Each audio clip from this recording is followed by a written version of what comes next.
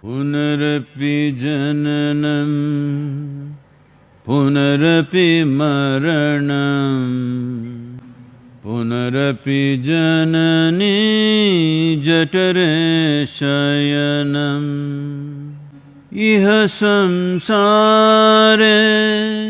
bahudustare, kripaya pare pahi murare.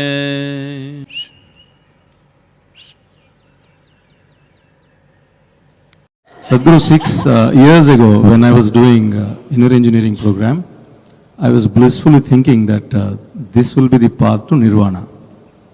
I was happily thinking I will be there.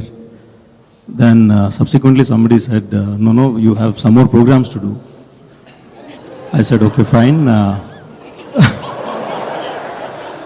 I patiently went through all those programs, and then I heard you say that without any expectations, you keep doing it.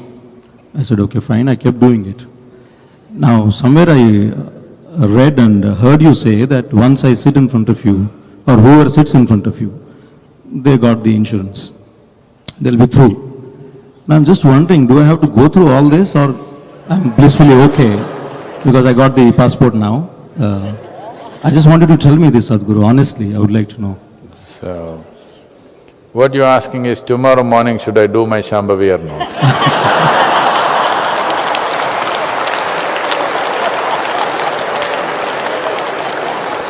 You must do it, you must do it, you must do it. So, you must understand what is Nirvana. Nirvana means non-existence. That means you want to cease to exist. It's a negative terminology for mukti. We have used this type of word, terminologies, both… The yoga uses both positive and negative terminology. But Gautama used only negative terminology because he's just on the job. He doesn't believe in aesthetics of life. He wanted to turn the whole world into monks, you know. He wanted to turn the entire world into monks. He did not allow women into his sangha because he thought, if he turns all the men into monks, women are fixed anyway.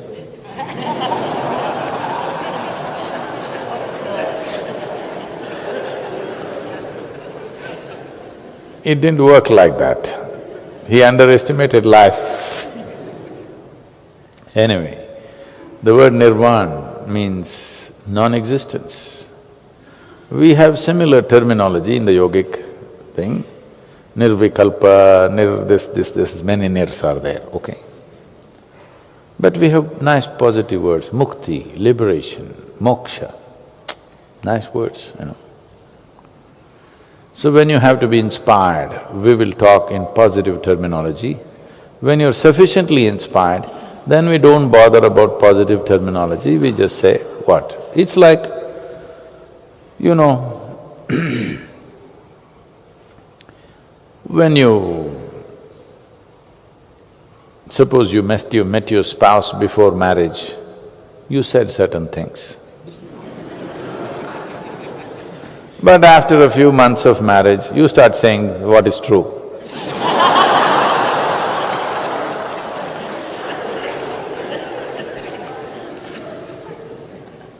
That's why the comments at home is something that you must carefully listen because they may be very true.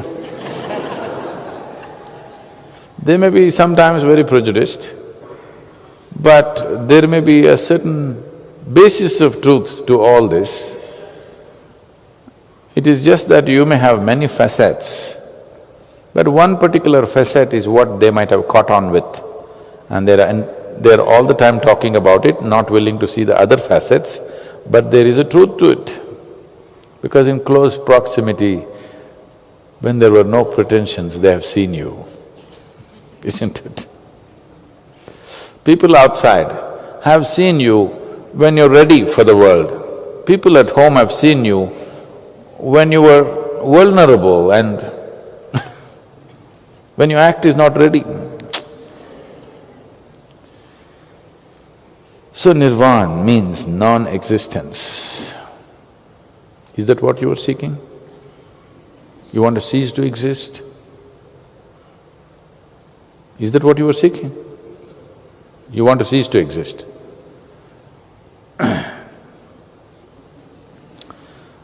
Wow, what's happening at home? Because many times when certain things happen at home, you want to cease to exist, isn't it? If it gets very bad, initially when the other person matters to you, when some things go bad, you want to cease to exist. After some time when things get bad, then you want that person to cease to exist.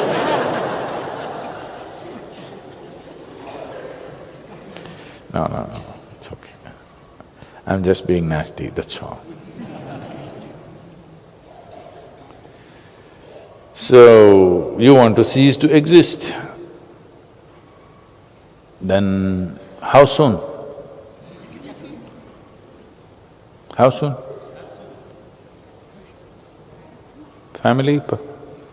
You get rid… Oh, they all want to live.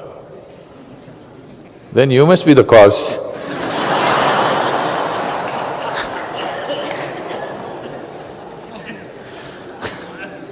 If the family wants to cease to exist, you must be the cause, isn't it? Anyway, you need to understand this.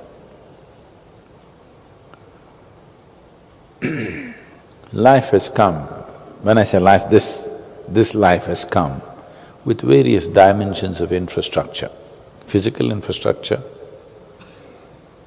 a certain level of surface software which we call as prarabdha, certain deeper software which we call as sanchita, and much deeper software which is in the layers of Vijnanamaya kosha.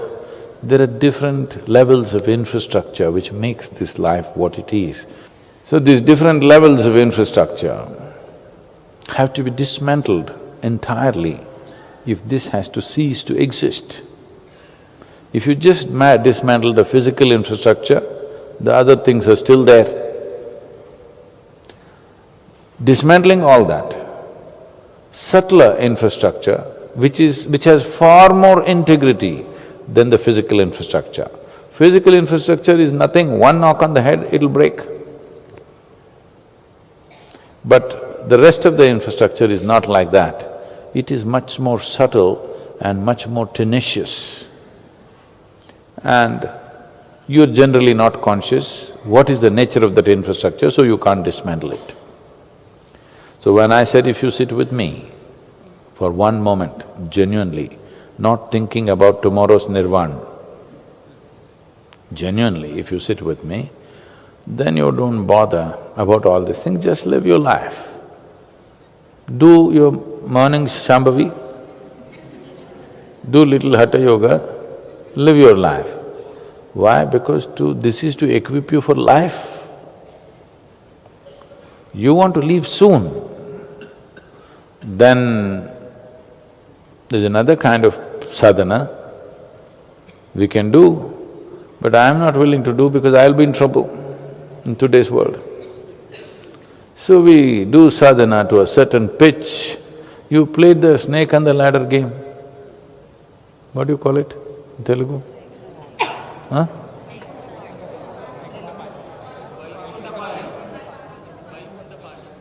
Is it so? The snake and ladder game? Okay. Okay, that's a good name.